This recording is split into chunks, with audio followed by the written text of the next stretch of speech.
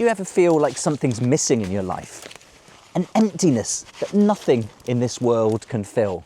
That's how I felt for most of my life. I was always searching for something, but I didn't even know what that thing was. When I first started to explore Christianity and started to follow Jesus, I heard many times people would say that we've all got this God-shaped hole in us, and the only thing that can fill it is God. But until we come to God and we find our faith, then we go through our lives trying to stuff other things in that hole. And that just won't do. This is something we've experienced throughout time. Poets, artists, philosophers, they've all been discussing this. This idea that there's something in us that longs for something that this world can't give us. And then we look at our reaction to that longing, where we try and fill that hole, that thing that's missing in us, with worldly things. We chase money, power, pleasure, achievements. We try and entertain ourselves, create distractions, but that emptiness in us remains. Blaise Pascal described this as a God-shaped vacuum that's in us all. But what if that vacuum wasn't an accident? What if that was there by design? What if that vacuum was there to point us directly to God? Now that may seem like a pretty radical idea, a bit crazy even.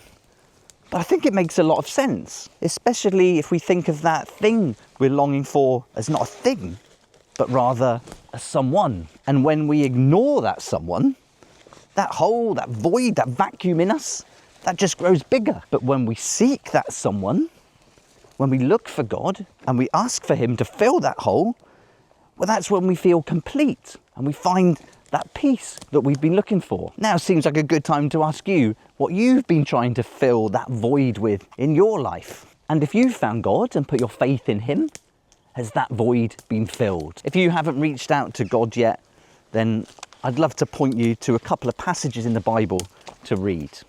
The first one is Psalms 107, verse 9. It tells us, "For he satisfieth the longing soul, and filleth the hungry soul with goodness." Next time you're reaching for a distraction, read that psalm. Think about what it means, and maybe even say a prayer. And if that's not enough, then have a look at John 7:37.